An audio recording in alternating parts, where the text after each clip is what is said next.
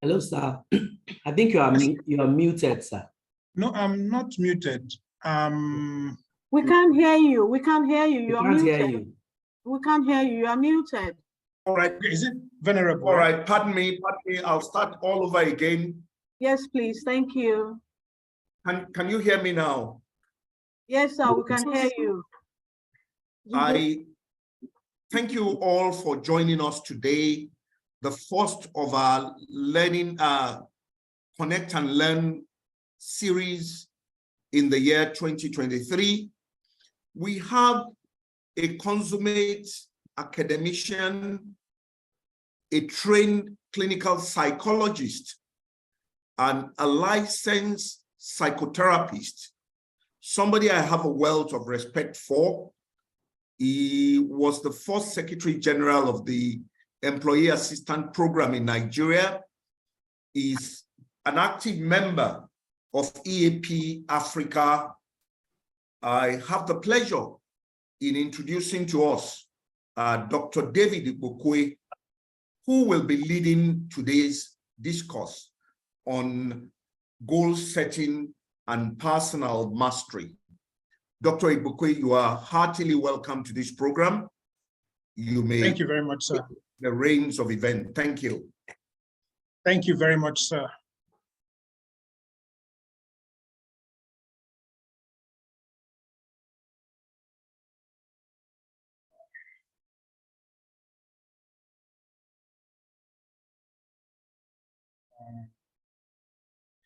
Just a sec, please.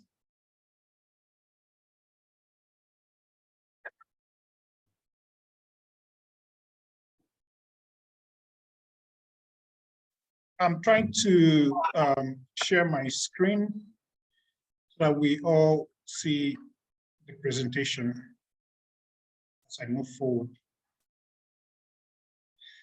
Okay. May I request the technical crew to kindly assist with that, please? I think I'm having a little difficulty doing that.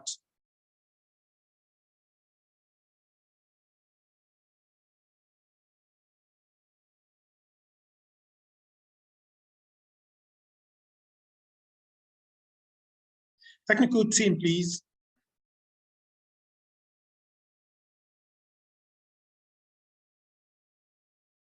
Okay, good morning once again, everyone. I would have to start while they try to put up the slides. So I'm going to be talking about goal setting and personal mastery today. And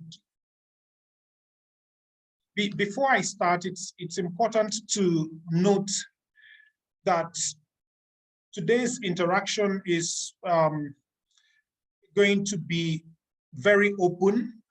If you have any question at any point in time, kindly just raise your hand or type it out, and then we will respond to the question as we go on. I'm talking about goal setting and personal mastery. I always like to start my presentation by putting up this interesting quote by Albert Einstein. He said, "We cannot solve our problems with the same level of thinking that created them.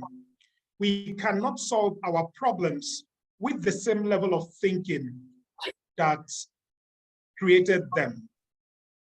And whatever problem we have in life, whatever issue it is we are battling with, we can't solve them with the same level of thinking that got us to that place. And then Antonio Mercado said something very interesting some years ago. Mercado said, "Travelers, there are no paths. Paths are made by walking. Paths are not made by talking. Paths are not made by hoping. Paths are not made by believing." I was going to say paths are not made by praying, but I'll have to add by praying alone. Paths are made by walking. This is 2023, and we've been given a blank slate, also called tabula rasa. It's up to us to write something on this plate these slates rather, that we've been given, this blank slate. Paths, once again, are made by walking, not by talking, not by hoping, not even by just believing. They are made by walking. We're going to be talking about goal setting and personal mastery. So it means that we have to go out there, we have to set the goals, we have to ensure that we do our part towards ensuring that the goals are met. Paths, once again, are made by walking. A few questions for us to ponder. Number one question is this: what goals have I set for myself? What goals have I set for myself? I want you to take a minute to think about this. What goals have I set for myself? Another question I want us to ponder this morning is, am I disciplined towards pursuing my goals? Am I disciplined towards pursuing my goals? A third question for our consideration this morning is, how do I enhance my personal mastery? We're going to be exploring some of these concepts as we go on. So what are we going to cover within the time that we have? Goals, goal setting, and of course, we will explore some other themes: personal mastery, personal growth, and learning. And we'll also look at some tools for enhancing personal mastery for goal getting. We'll look at journaling, learning. Of course, we'll also look at stillness, which is extremely difficult for people to practice, but we're going to be taking a look at that as we move on. The truth is this: 2023 race started about 16 days ago. How well do we intend to run? Of course, everyone will say, yes, well, this will be the best year of my life. This is going to be this and that.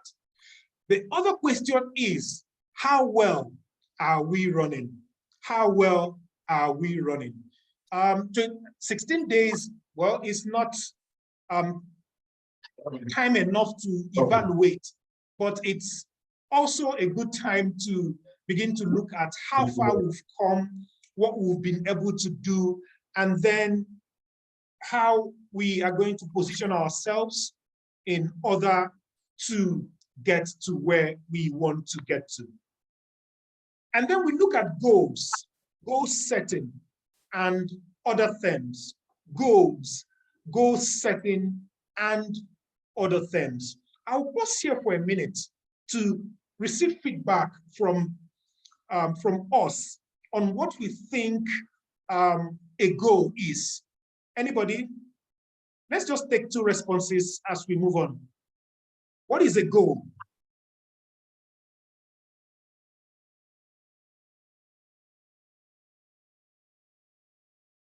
Does anybody want to give it a go?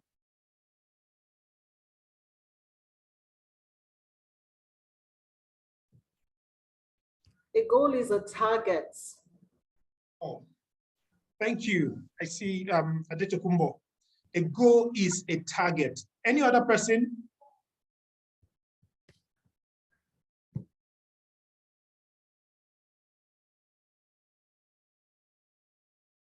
A goal is a target. Okay.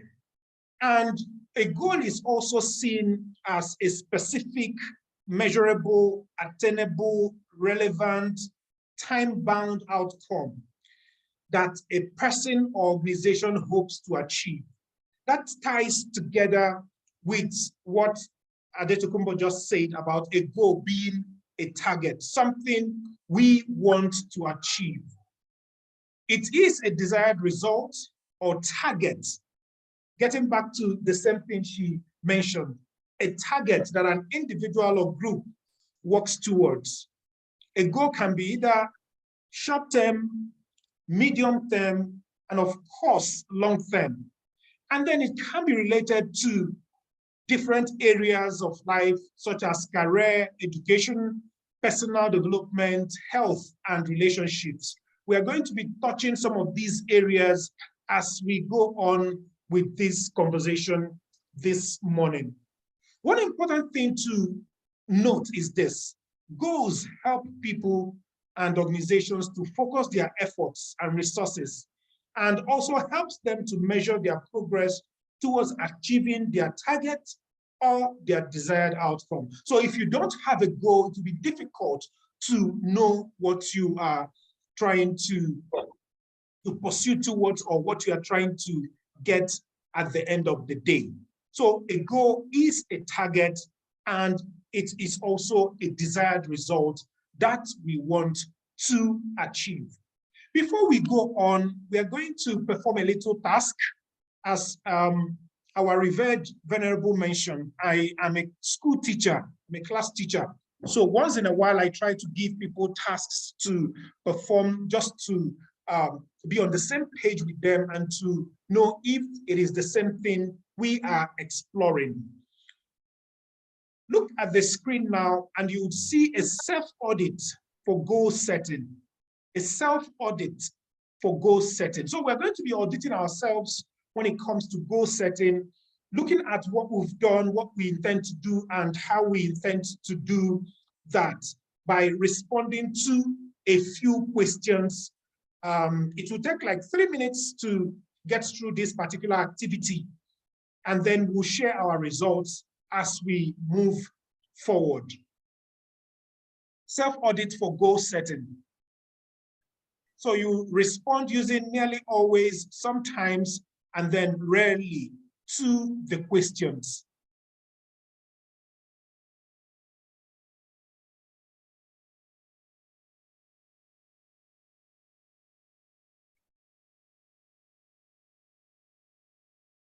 Yes, the slide is moving to the next 2 slides where the information is. Is the slide moving? Okay, no, it's not moving yet. I just said that to help you take a look at it. Just.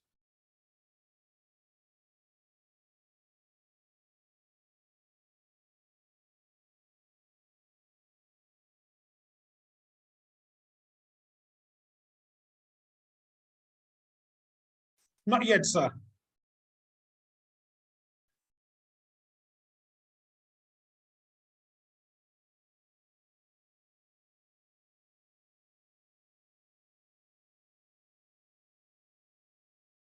Okay. We are looking at self-audit exactly. Okay, the following questions, they are for your consideration. And you respond using either of the 3 response options there, nearly always 1, 2 sometimes, and then 3 rarely. Nearly always for 1, 2 sometimes, and then 3 rarely. So let's respond to the questions and then come back with our responses.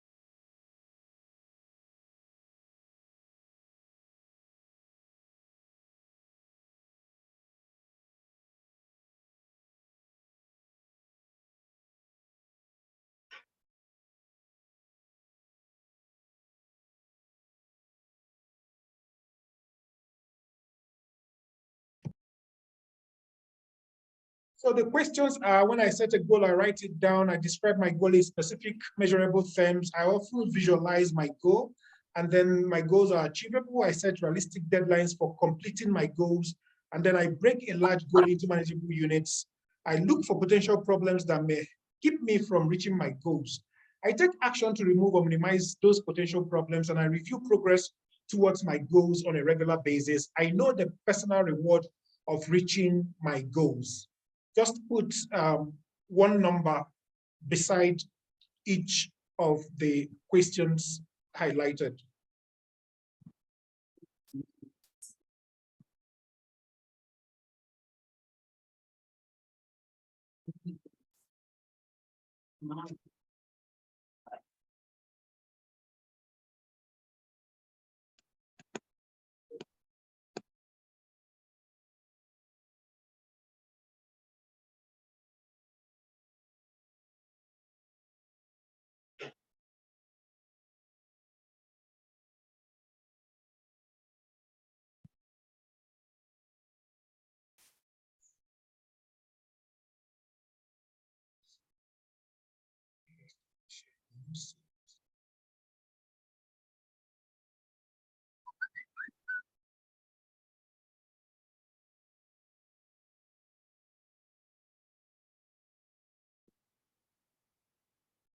Okay. So does anyone want to share what they got? We have one nearly always, two sometimes, and then three rarely.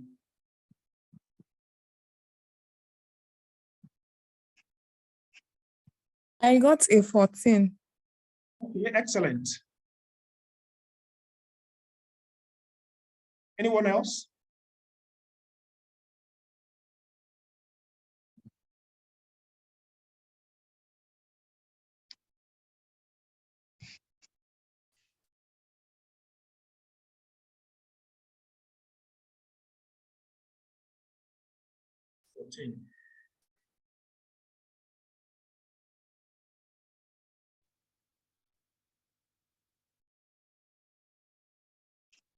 Let's take one more and then we move on.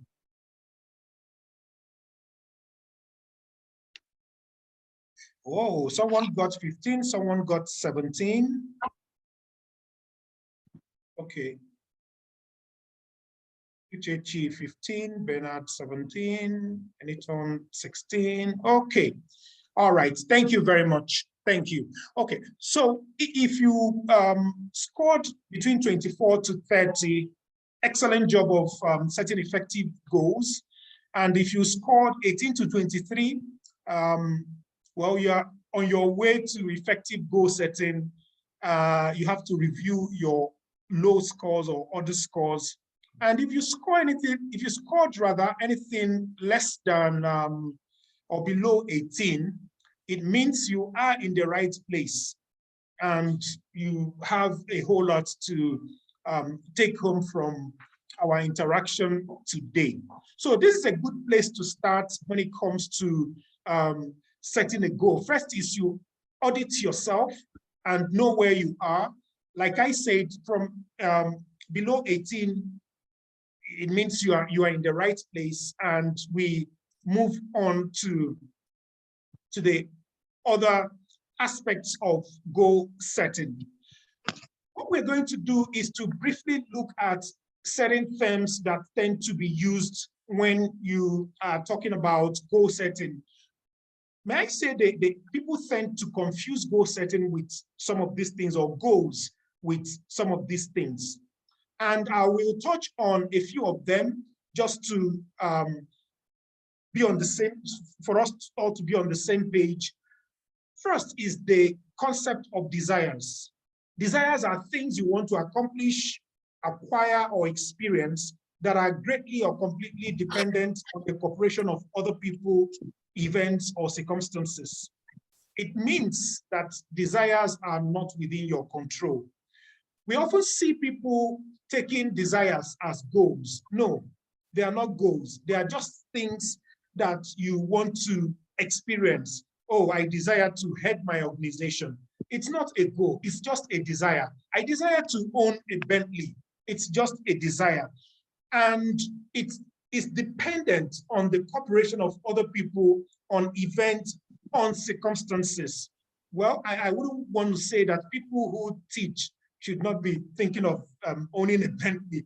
But of course, they are allowed to desire such things. If I wanted to drive a Bentley, of course, going into business would be a very good way of exploring that. It's also important to note that goals are within our control while desires are not. Of greater importance is the fact that one can use one's desires to set one's goals. Now I want to, this is just an example. It's just something I'm saying for the particular context that we are in. If I desire something, all I need to do is to sit and begin to make plans regarding how to achieve it. And that now takes me to the realm of setting goals so as to be able to achieve that particular desire. Apart from desire, we also have things such as purpose, vision, and so forth. We'll touch on two of them. But before we do that, it's important that we know that purpose has to do with why. Why? Why am I here? What am I on earth for? Purpose answers the question, why? A sense of why I am alive. While vision answers the question, what? What do I do? How do I achieve this particular, what do I do in order to get to the reason why I am here? That now takes us to the next level, which is our goal. How do I begin to achieve the what and fulfill the why? So we move from purpose and then go to vision and then go to our goals. That's how to achieve what it is that we want to achieve. Our vision is what we are seeing, our destination. How to get to that destination is the goal that we now begin to set. And then just to clarify the terms further, purpose is when you know and understand what you were born to accomplish. A whole lot has been written on it, a whole lot has been said about it.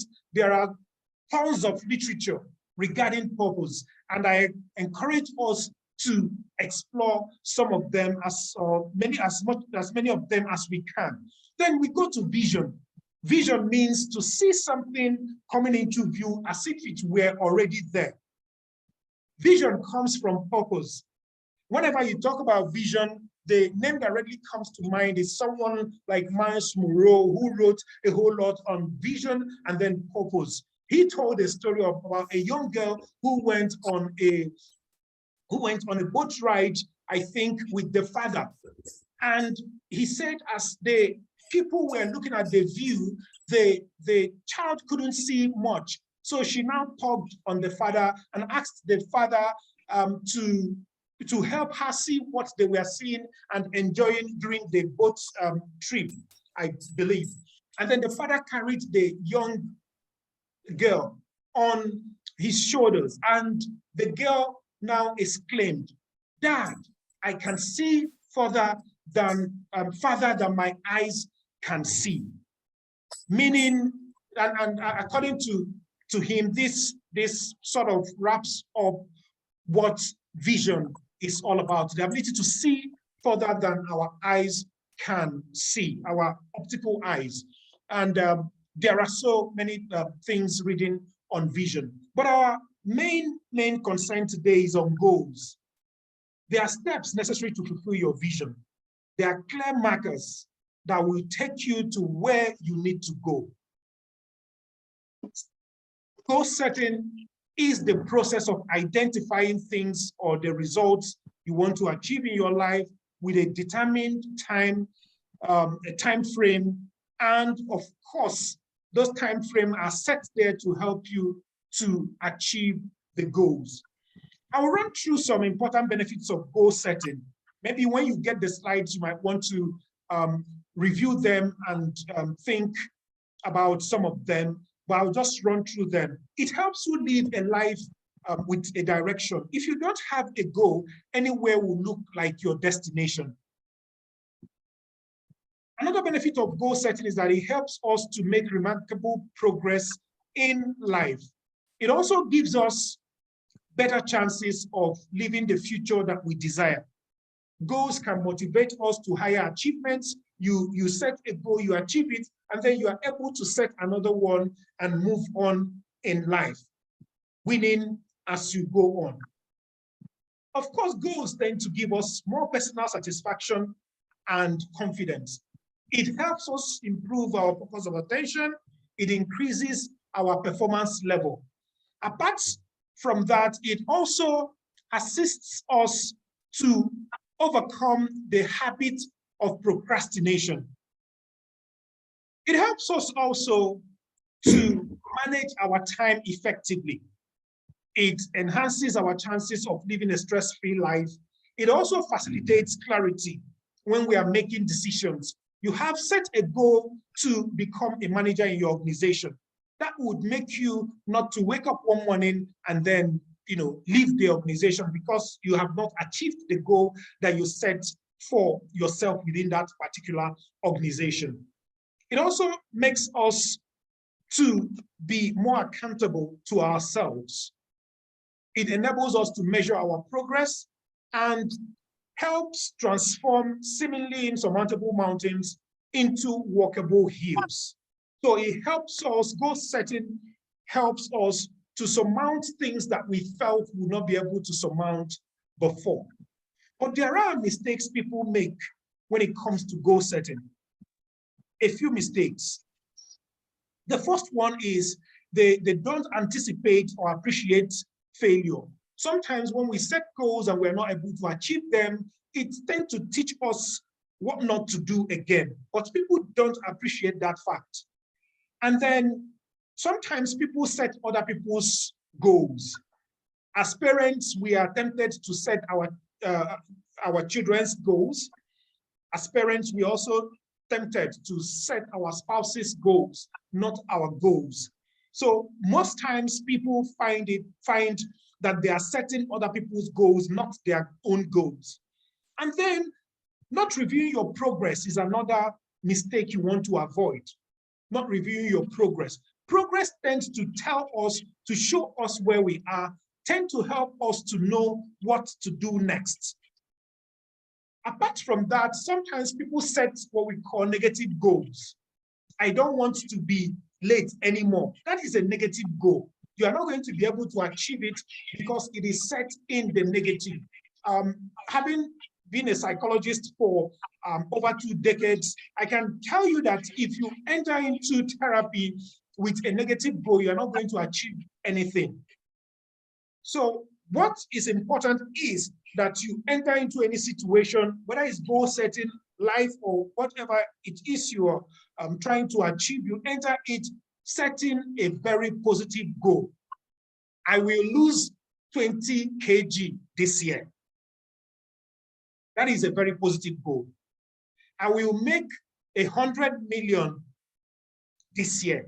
That is a very positive goal. And then another mistake you want to avoid in goal setting is not planning how to accomplish set goals. Someone once said, P. Proper planning prevents poor performance. Proper planning prevents poor performance. Sometimes people just set goals and then they don't make plans how they are going to achieve the set goals. Then not committing your goals to writing is another mistake people make and that you want to avoid. Once you set a goal, it's extremely important to commit it to writing. Have it written somewhere so as to be able to check and track your progress as you go on. And sometimes people also set too many goals and then set goals in only one life area. Sometimes they just set goals when it comes to their career and then forget about their family life. They forget about their relationships. They forget about some other areas of their lives. And that now begins to impact negatively on other areas. And they, even after achieving that particular goal, they find that they are not happy. So that's a common mistake that people make that you might want to avoid making when it comes to goal setting. Let's look at the basics of goal setting. This is goal setting 101. And we are going to use a scenario. Someone who's trying to get a promotion, someone who's trying to get a job. I know that doesn't represent some of us here, but the whole idea is for us to be able to take this particular idea and put it wherever we have found ourselves. So in goal setting 101, the first thing we want to do is to define the goal. Define the goal. In defining the goal, we have to ask ourselves, are there steps I will take in achieving this particular goal? For instance, a goal that has to do with getting a promotion in 2023. You have to ask yourself, are there constraints? You have to also ask yourself, am I assuming things or am I taking things lightly regarding this particular goal? Am I assuming things? Are there constraints? Yes, I want a promotion in 2023. Who are the people in the same organization who would be going for that particular promotion that I want to go for? Am I able to compare notes with them so that we are all on the same page as we move forward? And then another thing when it comes to defining a goal is to ask yourself, do I have a why I need to achieve this goal?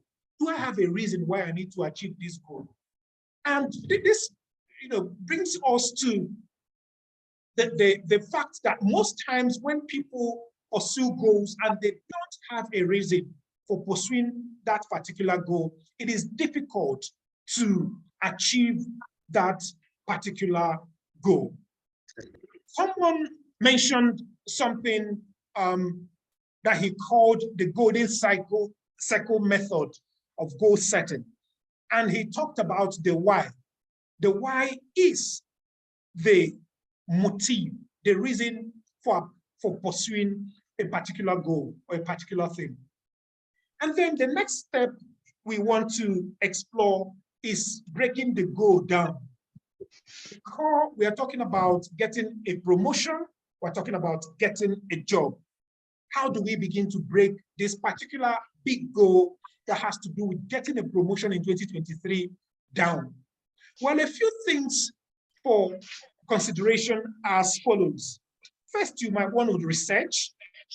Secondly, you might want to explore your network. And then thirdly, self-development. Another thing to do when you have put all of these things out there, that's when you've broken down that particular big goal of getting promoted in 2023, is to have sub-goals under the big goal. So under research, since I want to get promoted in 2023, under research, first thing I want to do is to review the organization's promotion criteria. Am I qualified? Look at the promotion criteria. People who have gotten to this level, what did they have that I don't have? What did they do that I'm not doing or I should be doing? Apart from that, you might want to follow promotion announcements and research, and of course, research open positions within that organization that you are in, and then another organization that you want to go to. Apart from research, there is also extreme need to update your resume, and of course, your cover letter for application. If these things are done, whether sequentially or in a different order, it means you've been able to at least capture some of the key things that you need in terms of research when it comes to breaking down your goal of getting promoted in 2023 into sub-goals. Then the next thing you want to think of is networking. Yes, I want to get to the next level. It's now important for me to start mingling with people, start making contacts within the organization, have a contact list. I work in the academia. If I need that, I have to at least be in good terms with my dean, with my head of department, with other professors within the department, because my documents will get to them at one point or the other.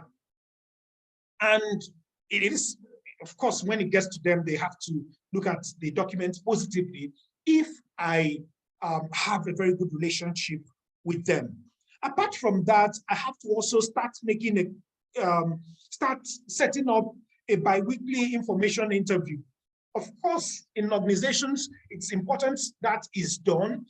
Set up an interview with someone who has been there before, and then the individual is able to guide you adequately. The challenge with this is the challenge why some people refuse to grant people this information interview is that people, when they are supposed to be having a formal or a benign information interview, tend to turn it into a job hunting process. It's easy for me to sit and interact with a younger colleague on what to do and what not to do when I know that this individual is not going to turn it into something else, like, why don't you find me a place in the organization, when I've already told you there is no space. So setting up a bi-weekly or weekly information interview is extremely important, where you talk to someone who is at that level or who is on a higher level to guide you through the process. That's extremely, extremely important.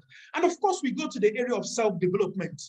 Self-development, that's where you start taking a class in the area of the proposed promotion, or you volunteer to work in that particular area so as to get hands-on experience regarding what it is you want to achieve. And then another thing to do in terms of self-development, because we don't want to be at the same level that we were previously, we want to get to a higher level in terms of our qualifications. It used to be said many years ago that when you have a degree that you are able to use it for a long time.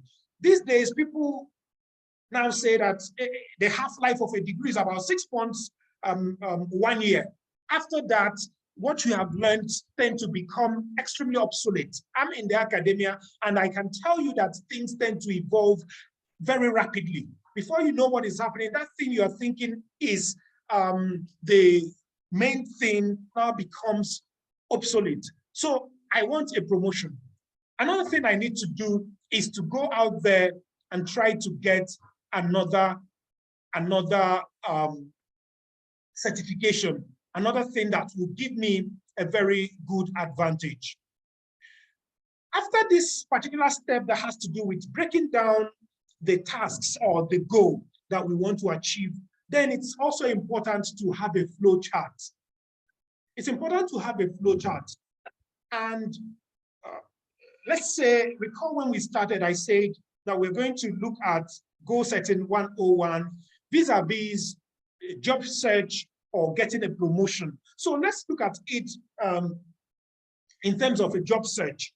Yes, I want a job. I want to move from where I am to another level or to another university or to a different organization.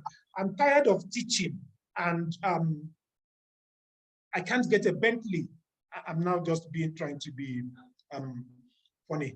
I can't get a Bentley as a teacher. So I have to get to another organization where I can get enough money to buy myself a Bentley. Since I want to drive a Bentley, really, I don't want to drive a Bentley, but I'm just using that as an instance. What do I do? First thing I have to do is to prepare my resume, dust it, put it together based on industry standard.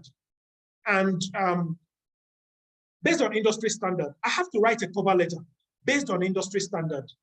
I have a CV and then I have a resume. Our dear Venerable, he has seen both of them.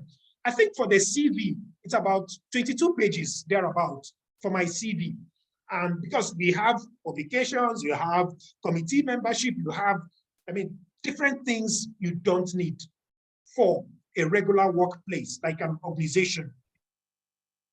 So he has also seen the 2-page document that I compressed all of the information I put in the 20-page or 22-page document. So if you are going to get a job in an organization, it's extremely important to research, of course, industry standard when it comes to preparing your CV and all of those things. That would have to be part of the flow chart.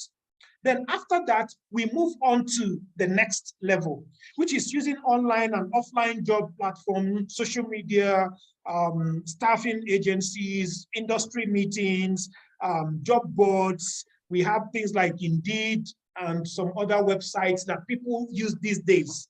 You know, I've had colleagues who got jobs outside of the country just using some of these online platforms. Then the next step within the flow chart is to review newspaper adverts. Many years ago, when we were looking for placements, we used to get the I think Tuesday and Thursday Guardian, because there you would see adverts and so forth. And then you might want to check promotion announcements for job vacancies. Why is this important? It's actually important because, yes, I want to go to the next level. But what if that position is not vacant?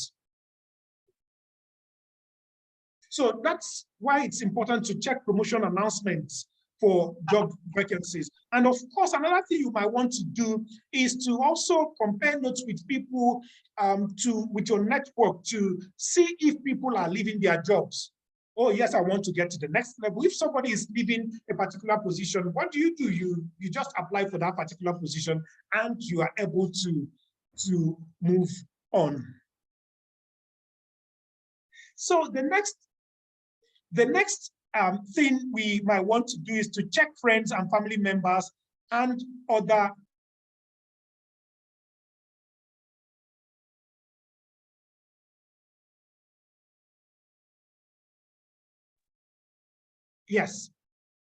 that we have. And it's important we check them because if we don't check them, we might be losing very important. And then part of our flow chart is to have a goal to apply for at least 8 jobs per month. What do we mean by 8 jobs per month? Of course, it means that we want two jobs per week. 2 jobs per week, 1, 2, 3, 4, 5, 6, 7, 8, and then we have our 8 jobs per month. So moving from the research flow chart for job search, another thing we want to do is to make a schedule. It's important we make a schedule. For instance, for this, our job search goal, how do we make a schedule? We have to have a to-do list for proposed job searches within a particular timeline. To-do list. I'm going to do X, Y, Z. This is how I'm going to do it. This is when I'm going to do it. This is where I'm going to do it. We also have to have a list of organizations that we've applied to, and then a list of possible leads that we want to talk to regarding that particular search that we are conducting. If we don't have this lead, for instance, one time I heard a story about someone who applied twice to a particular organization with 2 different CVs and 2 different cover letters. It's just that they were able to identify it because of some key information. So you want to be able to track what you are doing, when you are doing, how you are doing, where you are doing, and then why you are doing it. And it's also important to enter and block job search activities on your calendar. Have a daily plan, have a weekly plan, have a monthly plan regarding what you want to do in terms of the schedule for your job search. And it's also important to analyze your risks. Risk analysis is extremely, extremely important. Now, when it comes to risks, we have 2 things. One, we have the threats and we have the opportunities. The threats are the things we want to avoid? We don't want to have any business with the threats if it has nothing to do with ameliorating the threats. But we want to embrace the opportunities around us. The threats. What are the threats? I want to go to the next level. But there is another qualified person there trying to get that same position. And I will just share a personal story regarding this. I'm applying for a position with my head of department. My head of department is about the same age as my dad. Yes, about 70 something. Yes, 76, 78, thereabout. And then I just noticed that he might not feel very comfortable sharing notes or comparing notes with me regarding where we are going. So one day I went to the office in the morning and we were just having a conversation, and I told him plainly, you know, this position I'm going for, I don't even care about it. It is what it is. If it comes, good. If it doesn't, I'm not bothered, but I know it will come. And what are the things that you think I should do in order to get to this particular level, since you've been there before, tried it out before? And then immediately he saw I wasn't a threat, so to speak. He started sharing information with me. Oh, you do this, you do this, you do this. Oh, at this point, I will tell you. At this point, I will tell you what to do. At this point, I will tell you what to do. If I hadn't cleared the air, if I hadn't tried to bring him to my side, I would have been stuck. Of course, I would have been there, and then I will hear one day them announcing his elevation to the next level without knowing how it happened.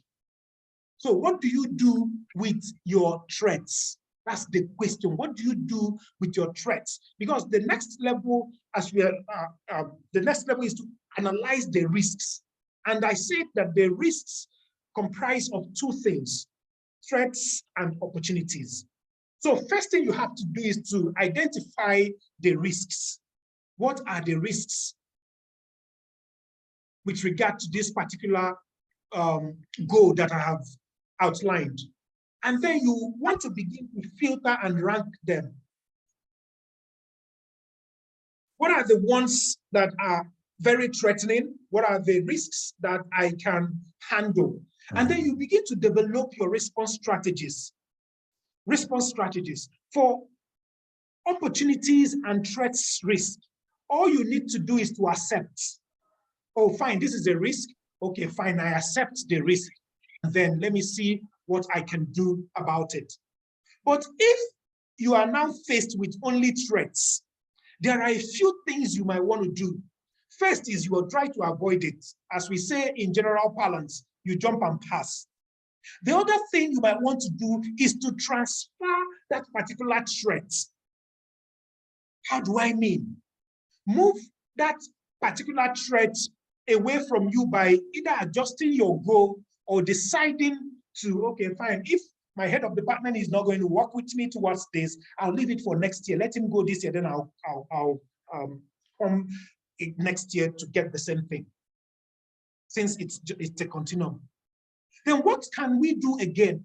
We try to mitigate it, to reduce it, so that it doesn't serve as a threat anymore. So what did I do? I mitigated the threat. Is he still a threat? Yes, he is. And I hope he's not listening. But I tried to mitigate that threat by telling him, I am not at war with you. Let's work together to get to this particular destination that we both need to get to. What are the strategies for opportunity risks? Well, first strategy is, since we love opportunities, we embrace opportunities, we like them. What do? First thing we want to do is to enhance the risk. Another thing we might want to do is to exploit it, to use it to our own advantage. Another thing we might want to do is to share it. Yes, I am younger. Yes. Another thing I can do is to help other people who are younger around me to move to the next level, so that as I move up, I have people who will be able to work with me. The next step that we have to get to in terms of our goal setting, 101, is simply to get to work. Remember, we started by saying you first define the goal. You define it. After defining it, you break it down into sub-goals. After breaking it down into sub-goals, you have to have a flow chart regarding how you want to achieve it. Apart from that, you make a schedule. You have a business meeting with yourself. And then after that step 4 of making a schedule, you analyze your risks. After analyzing your risks, the next thing is you get to work in order to achieve your goal. I'm sure someone is saying, now I know what I'm going to do, when I'm going to do it, where I'm going to do it, how I'm going to do it, as well as why I am going to do it. Let's move on to another important concept that has to do with setting clear objectives with regard to, or setting clear achievable goals. But before we touch on that, it's important to note that Zig Ziglar once said that a goal that is properly set is halfway reached. Les Brain said that your goals are your roadmaps that guide you and show you what is possible for your life. While Jim Rohn once mentioned that there are no telling what you can do when you are inspired by goals, there is no telling what you can do when you believe in them, and there is no telling what will happen when you act upon your goals. How do you set achievable goals? Well, various people have come up with various things, and this is extremely amusing. We started by talking about SMART goals. SMART goals. Make your goals specific, measurable, attainable, relevant, and attainable and time specific, relevant and time specific. That is the SMART. After some time, people now said, don't make your goals smart. Make your goals smarter. You said, wow, that's nice. They now said, make your goals specific, measurable, attainable, relevant, time specific. And then you have to add 2 key things. Add, evaluate, and then revise. And then after some time, some people now came up with another third, the third protocol you might want to follow when it comes to goals or setting clear, achievable goals. They said we must make it specific, we must make it measurable, we must make it attainable, we must make it relevant, we must make it time specific. And apart from time specific, we must make it emotionally sustainable. And that sounds really good.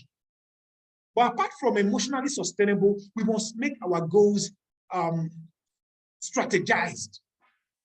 Apart from that, we must also make our goals, we must also be able to transfer. That's the last T with regard to smartest. That's the last T. We must try to transfer our goals to the subconscious. And having said that, I think after evaluating the SMART protocol, the SMARTer protocol, and the smartest protocol, I think I like the smarter one better than the smartest and the smart one. So it means that as you are making your goal, you have to ensure that it is specific. It is very specific. Recall we said getting a job into 2023. Then you have to be able to measure it. How do you measure it? How do you measure it? Getting a job or getting a promotion, in order to measure it, you have to be able to quantify it in terms of something that you can hold on to at the end of the day. And then it should be something that is attainable. It should be something that is relevant to you. Of what use is getting a promotion when I'm not going to stay in the organization? Of what use is getting a promotion when it is not going to move me to the next level after that particular promotion. And then you evaluate. We talk about monitoring and evaluation. It's important to be able to look at the goal at every point in time to ensure that we are moving towards where we want to get to. And then next thing we want to do is to revise our goal. We have to be able to revise it. Once in a while, we go back to look at what we've put down and look at it vis-a-vis our current reality. If it has nothing to do with it, we go back and make some adjustments in order to be able to move forward. Each of these things must have very tangible, actionable, or action steps that we follow. Next, we go to the life areas we need to set goals in. This is extremely interesting to me and important to me because a few years ago, I used to teach a course called vocational behavior, psychological of vocational behavior. That is the psychology of work. And I taught it for a long time in a different university. I used to do this with my students, setting a 10-year life plan. And I've been receiving very positive feedback regarding it. You have to set goals. Let's say we are setting a 10-year life plan. This is 2023. Our 10-year life plan would be from 2023 to 2033. That is 10 years. And I'm sure I always do this with people.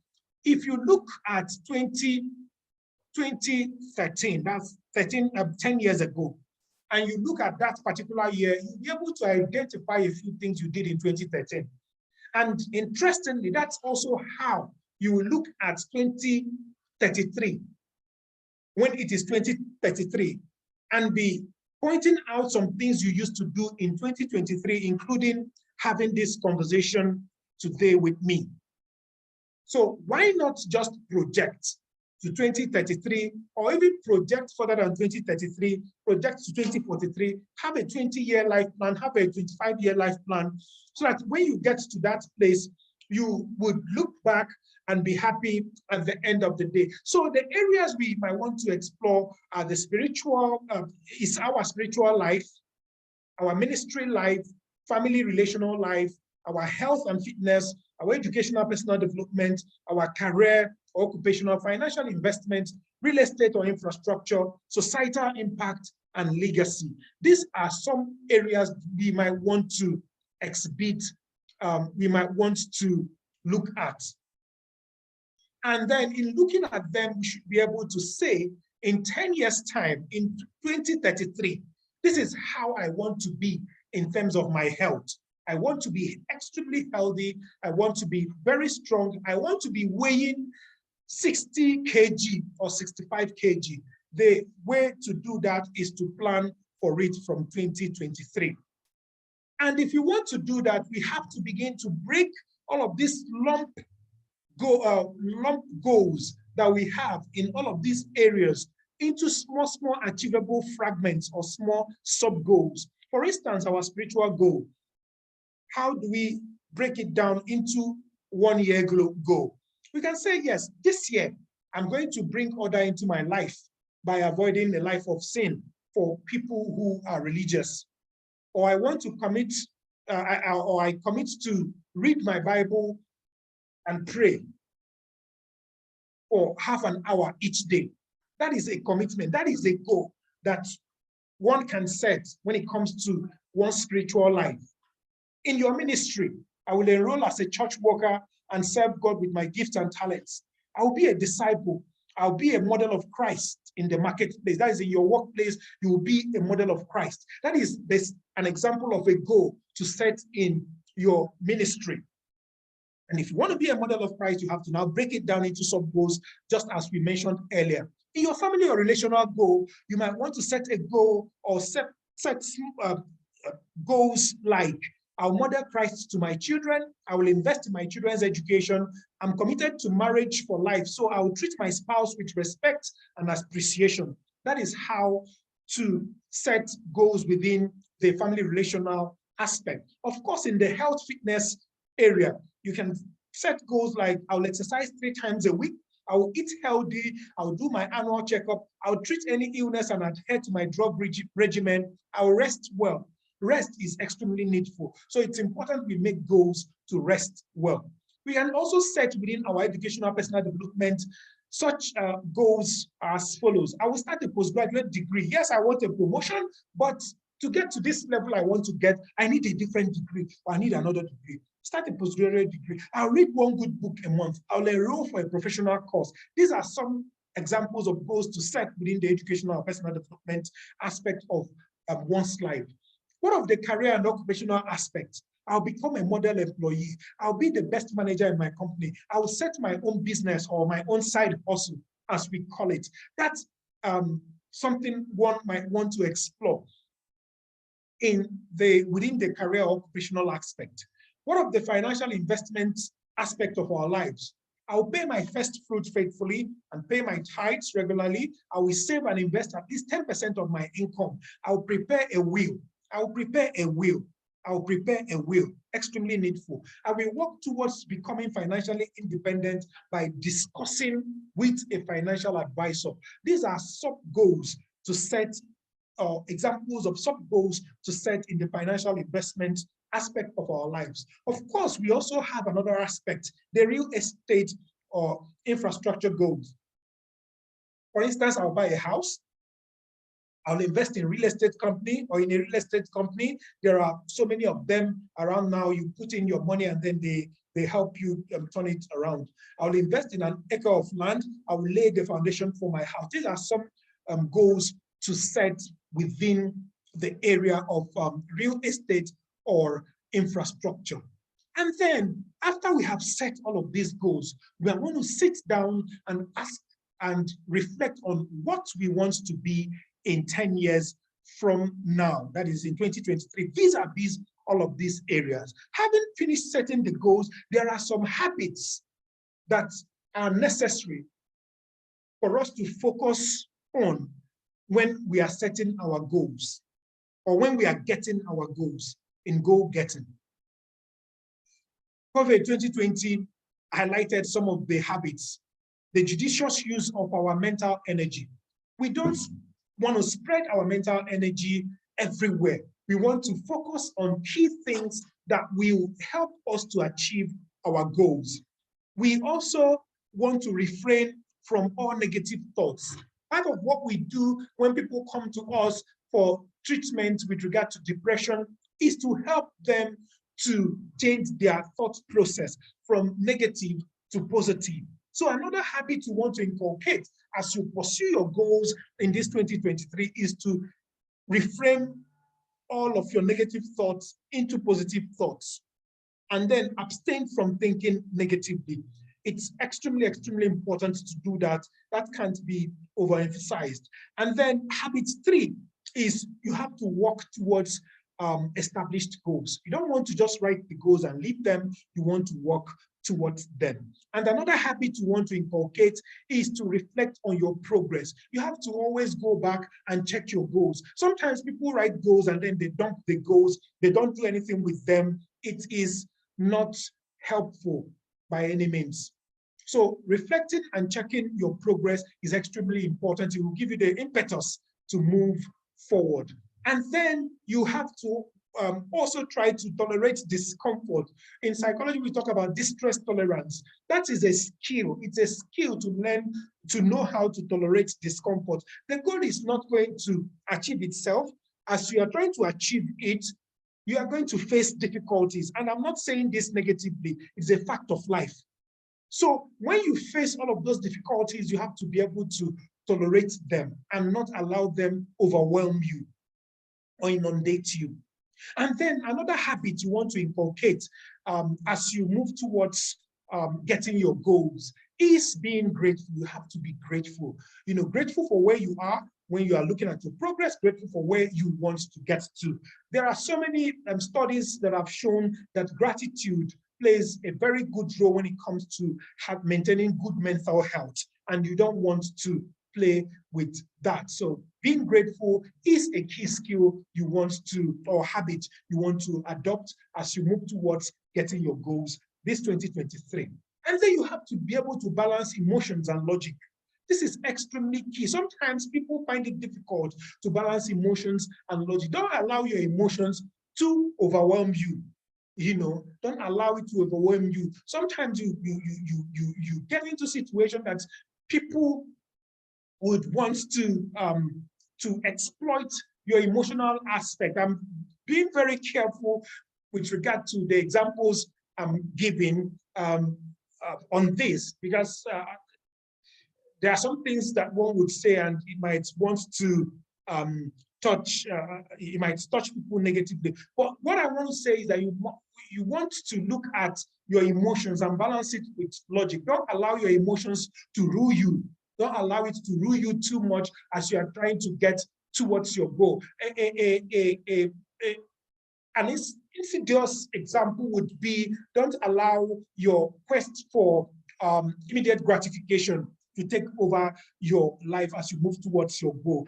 In terms of logic, you have to evaluate things. Don't over-evaluate things. Don't also allow your logic, that's the reverse. Don't allow your logic to take over your emotions. You have 100,000 and then you have committed to saving 100,000 a month and the child is sick. Don't allow that logic of, I must achieve my goal to overwhelm you. Someone needs that money, give it to them if you are able to. So don't allow your logic to overrule your emotions, and then don't allow your emotions to overrule your logic. You have to balance it at some point. And then the 8th habit you might want to adopt is living according to your values. Living according to your values. We all have values. What do you value in life? And that ties together with our purpose, with our vision. You have to, on a daily basis, live according to all of those values you have for yourself. And apart from that, you have to also tie your value together with any goal that you are pursuing. Yes, I want to build 5 houses. I want to own an estate in Abuja this year. But if that estate is going to mean, you know, embezzling my organization's money, then what do I need it for? It's going to be contrary to my values that has to do with high-level morality. What have we discussed so far? Well, we started by exploring the concept of goal setting and other themes. We looked at some important benefits of goal setting. We looked at common mistakes to avoid in goal setting. We looked at goal setting 101, that is steps in goal setting. We also looked at life areas we need to set goals in before we now wrapped up with some habits or daily habits necessary for focus and goal getting. We now move on to the next aspect of our conversation. I'm sure someone is asking, how do I ensure that my goals or my set goals are achieved? How do I ensure that my set goals are achieved? That takes us to the concept of personal mastery. Personal mastery. I'm tempted to pause here to ask if we have any questions so far before we explore this concept and then wrap up subsequently. Any feedback?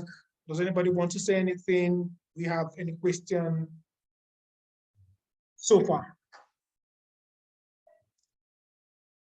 We saying so far so good? Well, can I say something? Please, sir.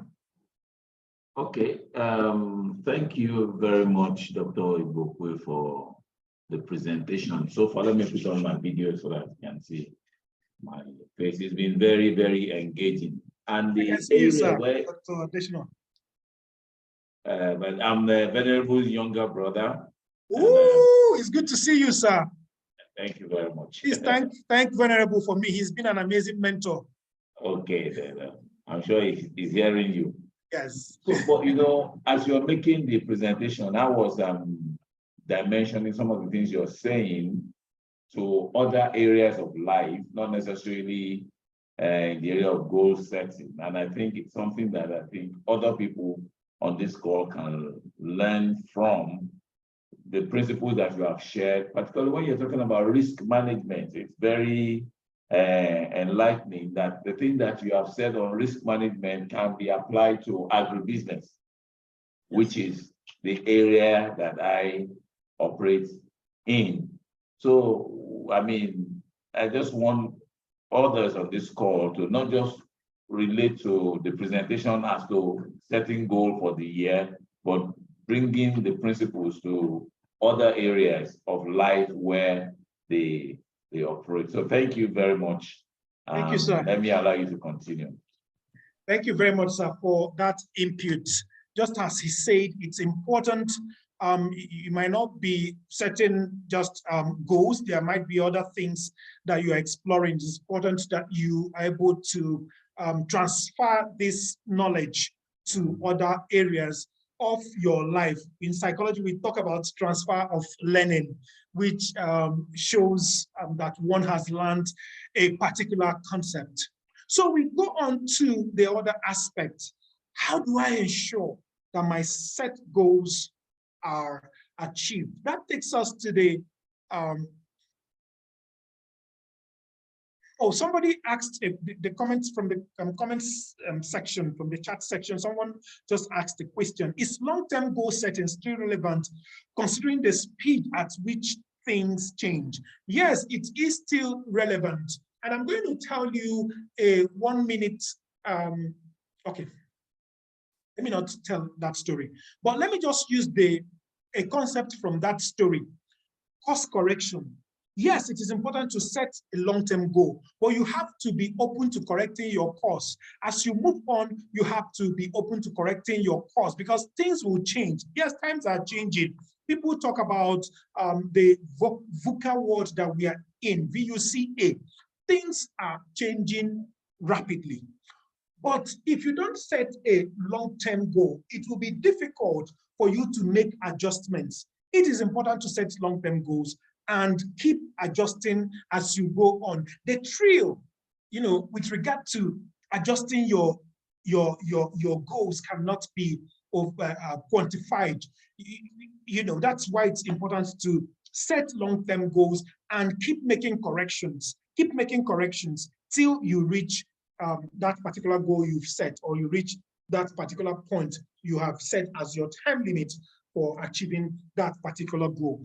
Let's talk about personal mastery briefly. And before we talk about it, it's important we do a little SWOT analysis, or we talk about SWOT analysis. Authors have different concepts that they always bring to bear when they talk about evaluating things. They talk about doing a SWOT analysis, they talk about doing a PEST analysis, they even talk about doing a PESTLE analysis. That is looking at the political, economic, sociological, technological, legal, and environmental aspect of a thing before exploring it.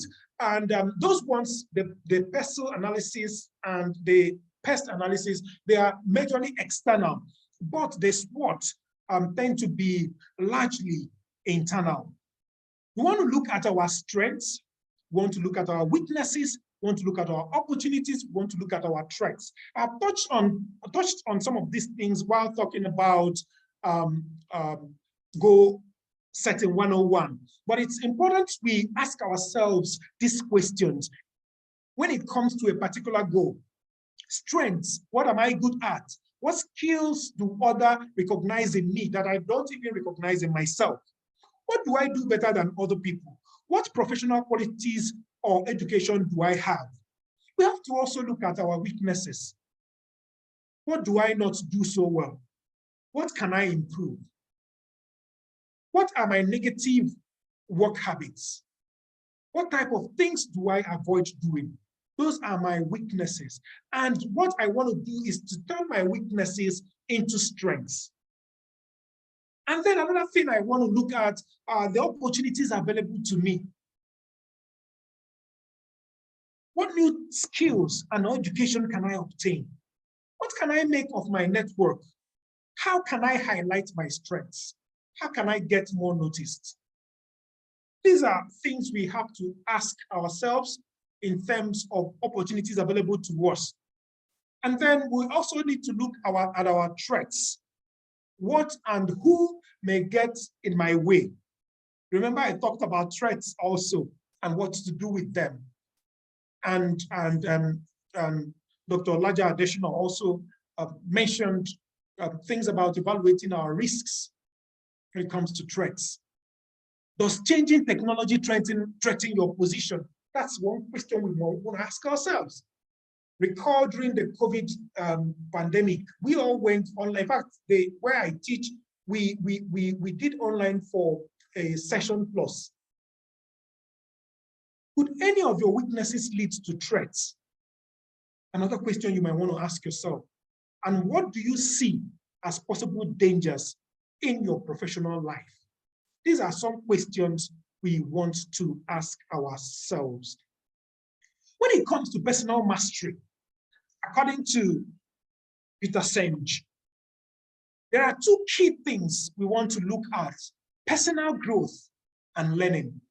According to him, he said in 2006, it's also important to highlight that he talked about personal mastery in his best-selling book titled The Fifth Discipline, yes, that he wrote in 1990 and then revised in 2006.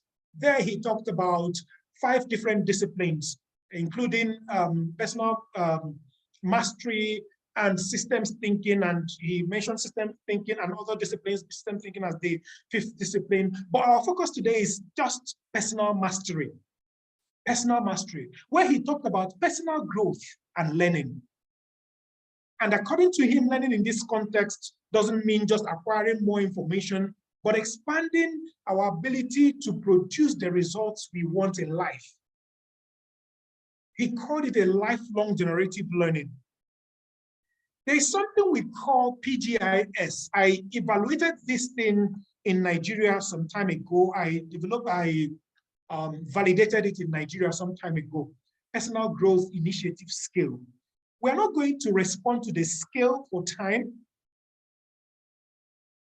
We're not going to respond to the scale for time, but I'm going to mention some of those things so that you look at the ones that resonate with you. This concept was brought to the fore by Christine Robinstead. She described personal growth initiative as a person's active and intentional involvement in changing and developing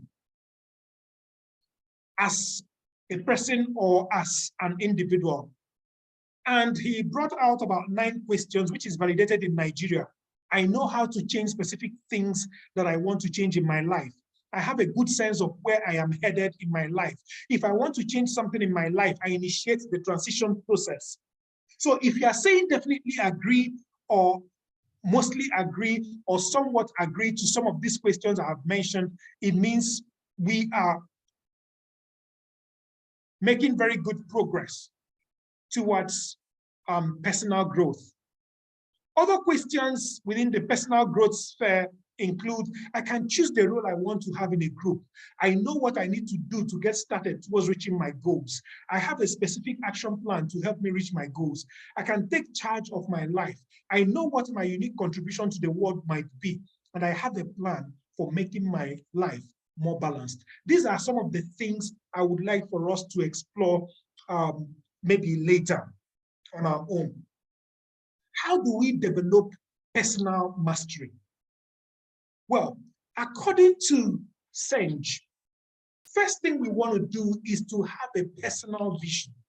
So I want you to leave this interaction this afternoon with a sense of vision, telling yourself, I'm going to have a personal vision. Or if you already have a personal vision, as I know that some of us already do, just tell yourself, I'm going to look at this, my personal vision, this January. That would be one thing that I want to sit on this January to see how I can project it to 2033 or 2043 or whenever, have a personal vision. And according to him, whenever we have this personal vision, it sort of drives us to achieve things we may not have been able to dream about achieving. Question is, what is your personal vision? Whenever we have a personal vision, something tends to crop up. And he referred to it as creative tension. You are looking at your vision. I want to be the president of Nigeria. There is a tension. I want to be the president of Nigeria. Incidentally, okay, there is a hand up, Olusiji. I will take your question in a minute. And if it's a short one, you can put it within the comment section, and then we respond to it as we go on. Let me just touch on this creative tension and this conflict that people tend to have in terms of personal mastery. Creative tension. So I want to be the president of Nigeria. All of a sudden, I am looking at my vision. And then I'm looking at the current reality facing me. This is the 17th day of January. I can't be the president of Nigeria this dispensation again, because we already know the people who are vying for that position. Current reality and my vision. Now there is this tension, creative tension. There is excitement in me. There is this joy that I have in me that I want to achieve this particular vision or this goal that I have. But the current reality is telling me, sorry, it's not yet your turn, it's not yet your time. It creates a tension, creative tension. What do we do with this creative tension? And that is how we grow in personal mastery. What do we do with it? Well, some people now say, oh, it's this tension that I don't know, I can't get to my vision because I started out late, or I can't get to my vision because they've already printed the ballot papers. I can't get to my vision because this has happened. Then it creates this emotional tension. What do I now go for? We now find a pressure to lower our vision. Oh, I can't be a president of Nigeria after all. I'm the president of my home. And my family, they are liking it. In my home, I'm the president, and that's good enough. That's lowering my grand vision of being the president of Nigeria. What do we do with creative tension? Most times people, when they have this creative tension, it sort of stops them from moving forward towards achieving their goal. It sort of, gives them anxiety. It sort of makes them not to feel like moving forward. So it's either we adjust our goal, or it sort of gives us the impetus to keep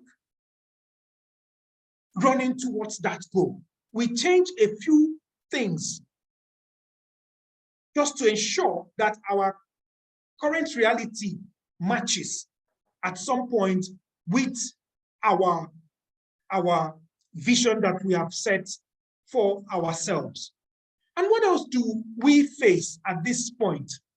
We have our vision, we have the current reality, and there is this tension that we can't seem to break through. What begins to happen at this point is we begin to also have some other conflicts within us. These things are called structural conflicts. They are structures that have been set up, maybe by the way we were raised, by the way we were socialized. And that is the belief in powerlessness, unworthiness. Who am I to compete for the presidency with all of the big wigs? coming out. That creates another tension. That feeling of unworthiness, I'm not able to compete, it creates another tension. So between our vision or our goal, this 2023, and the current reality that we are facing, we are going to continually have this unending tension. What do we do with this tension?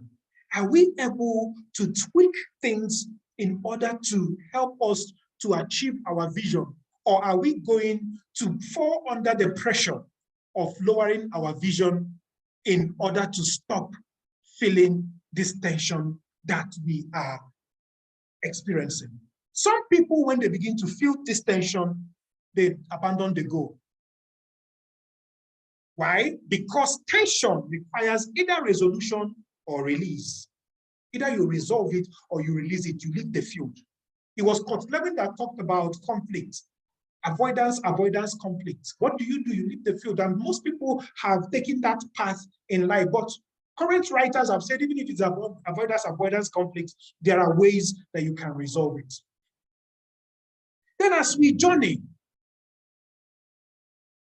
towards the path of developing self or personal mastery, it's important that we are committed to the truth. The truth that things will change, the truth that people will disappoint us, the truth that we are still within Nigeria. We have to be committed to the truth. The truth that sometimes,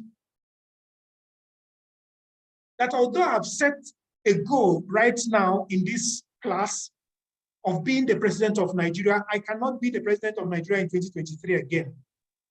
That commitment to the truth helps us appreciate reality. It helps us make adjustments.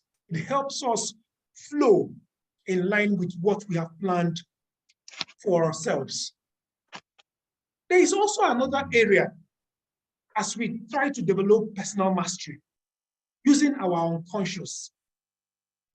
Well, this unconscious, if I begin to talk about it today, it's a different, in fact, in psychology, it's a different area on its own. Because people have come up, it was Sigmund Freud who talked about the preconscious, subconscious, the preconscious, the unconscious, and the conscious. But people always talk about the subconscious. The subconscious are the things that are not within our immediate mind. And sometimes the truth of life rests within that our unconscious. We have to begin to tap into our conscious if we want to achieve all the goals that we want to achieve this year. And people have come up with several ways of tapping into their unconscious, into the unconscious or their own unconscious. Stillness, mindfulness, meditation, and so forth tend to help people to tap into the unconscious. And then we also want to integrate reason and intuition. We want to see our connectedness to the world in terms of evolving through being compassionate and being committed to the whole instead of the sum of its parts. Peter Senge talked about the concept of system thinking.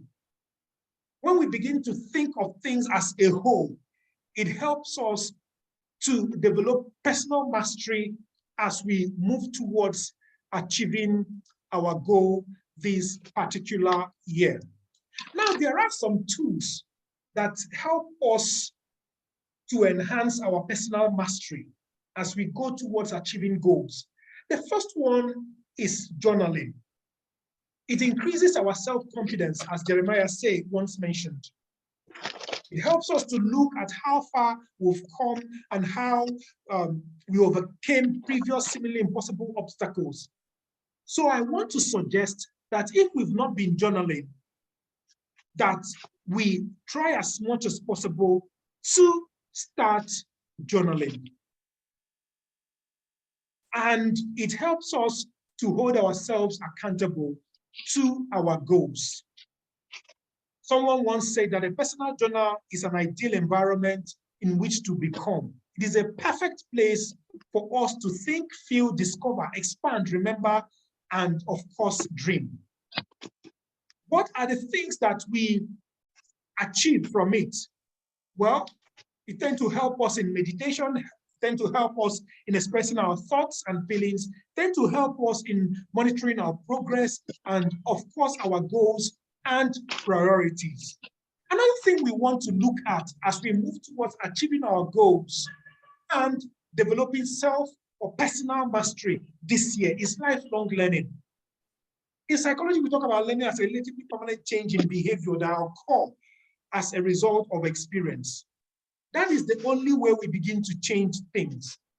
And Whitney once said that learning is by discipline, not by accident. So I want to encourage us to be more intentional this year in terms of the things we want to learn, in terms of things we want to integrate into ourselves. It was Henry Ford who once said that anyone who stops learning is old, whether at 20 or 80. Anyone that keeps learning, however, stays young. And the greatest thing in life is to keep your mind young through learning. And learning is a choice. The other thing we want to also do in order to enhance our personal mastery this year is to practice stillness and reflection. If you will, call it meditation. And people who are committed to continually develop personal mastery, they practice some form of meditation, according to Peter Senge, that came up with this term, personal mastery.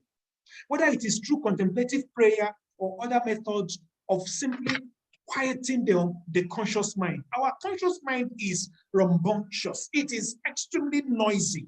So we have to quiet it through meditation. Once in a while, that's how we tap into our subconscious or even our unconscious mind. And to a large extent, people always refer to our subconscious or unconscious as an iceberg with the tip. That was what Sigmund Freud said, with the tip being the conscious. And in order to do these things, we can access several tools, including visualization, imagery, and mental rehearsal. They help us work with our subconscious in order to achieve the personal vision that we have put together for ourselves. It was Deepak Chopra that once said, to make the right choices in life, you have to get in touch with your soul.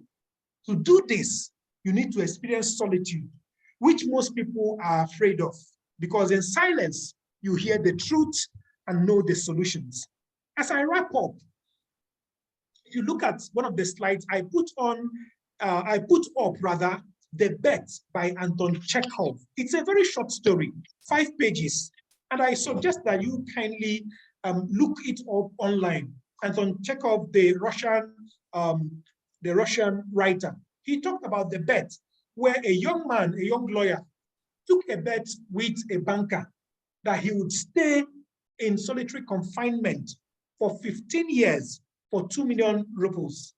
When the 15th year, he came to the 15th year, the night that the bet was going to expire, the banker wanted to kill the young man because the young man had spent 15 years. The banker thought he was not going to be able to spend a year.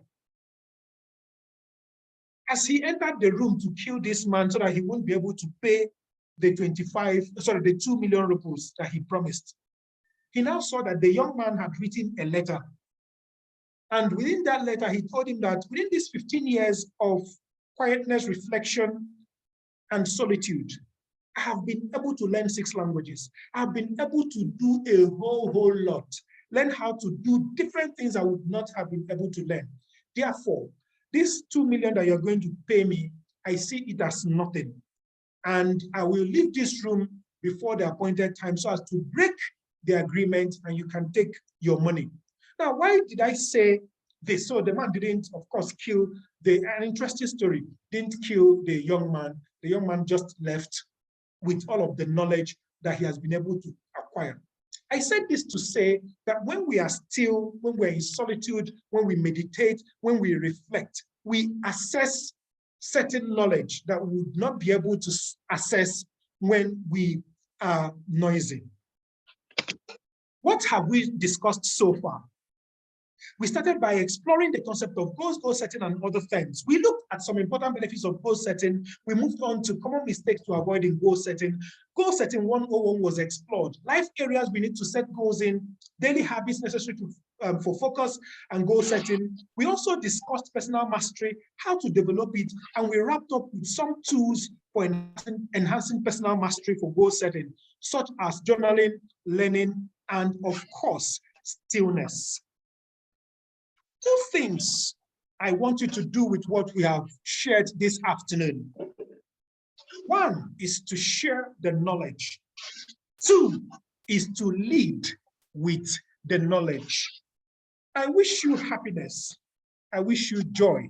And I wish you love this 2023. May all your goals be realized. Thank you for listening. Thank you so very much, Professor Igbokwe, as I fondly call you. When we were planning this and I said, I will allow 1.5 hours, you said, no, it's 1 hour. You've taken almost 2 hours. My apologies, sir. It's all right. I'm sure it's been a very insightful session. Participants have all stayed with us. Let me thank you for your patience. Let's quickly take a couple of questions and then we call it a day.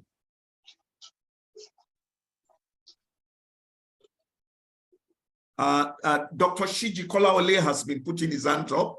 Maybe we'll take 1 question and then we'll get somebody to ask another one. Dr. Kolaole, please unmute yourself and ask your question. Sorry, my question is already answered. All right, so we have 1 more to go.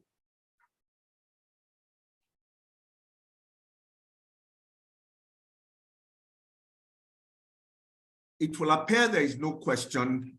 I thank you again for being part of this. We will send you the notice for the February edition of our Connect and Learn. A very dear colleague of mine is on this call, Dr. Abba Nwachukwu. Do you want to please thank Dr. Igbokwe for a very insightful delivery? Dr. Nwachukwu, please unmute yourself, put a word in and thank Dr. Igbokwe for all of us.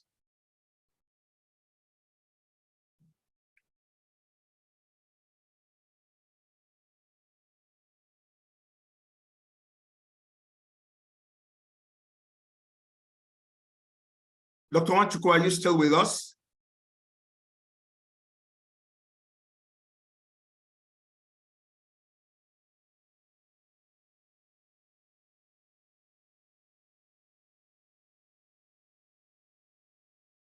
Mrs. Matiluko, please do us the honor of thanking Dr. Igbokwe for a session well delivered.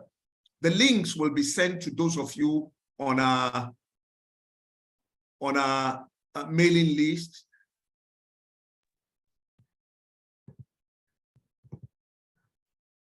The link for the recording, that is. Okay, somebody please volunteer to tell. Once again, ladies and gentlemen. On behalf of Sages and Scribes Consultants, we'd like to thank Dr. David Igbokwe for his exemplary and very, very inspiring delivery this afternoon. We have been taken through the process of goal setting. It has been very, very inspiring. Goal setting and personal mastery in this Connect and Learn series for the January edition. Thank you so very much, Doctor. And we hope, I'm sure, that we would love to have you back some other time. May God bless you. Amen. Thank you, Dr. Igbokwe. A dear friend of mine and classmate is also on the call, Mrs. Titi Akinlawon, SAN. Titi, I've just seen your chat. Do you want to say a word? And that will be it for this session. Okay. Thank you very much, Reverend Adesina. It's actually, I've always tried to join in, but the time always conflicts with my work schedule. But today, I determined that this is a new beginning. And indeed, I am very, very glad that I was able to link in. Dr. Igbokwe, thank you so very much. God will continue to increase your wisdom. It's been very incisive and enlightening. I really do appreciate it. And for the beginning of the year is a wonderful way to start for us to be able to do, as you have advised, that we have to journal. It's so important. Thank you so very much. God bless you.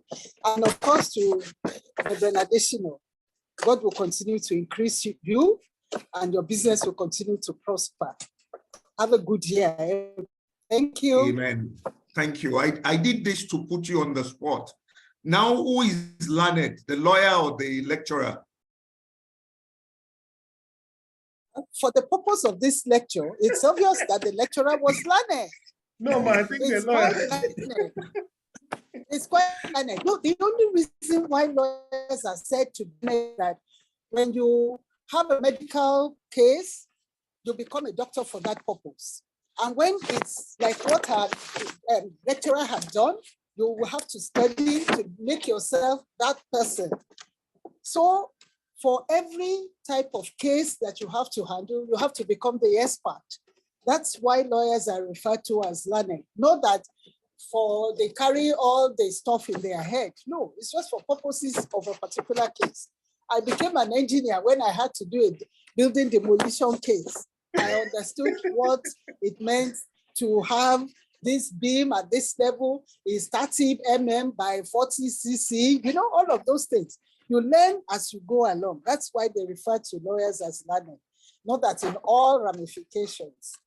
But like Dr. Igbokwe cannot come into the law court to practice law, but I can read up on his own and be able to teach other people. That's the difference. Thank you. Have a good day. All right. Thank you, Titi. I knew you were going to use your lawyer sense, and the joy of it is that my protege, Dr. Igbokwe, is not just a professor, he's also learned, at least for this purpose. Thank you all for being part of this learning session. I look forward to having you on the February edition. The link for the recording will be sent to all of you on our mailing list. Thank you. Without you, we wouldn't have been able to do this. Thank you so very much, Dr. Igbokwe. Thank you, everybody. Have a good year ahead of you, a glorious and a prosperous one. May the Lord prosper all of us in health, in wealth, in impact, and in significance. On behalf of my team here, especially the technical crew, Dayo, Ayo, the other Ayo, and Sheung. They are behind the scene and they've made this possible.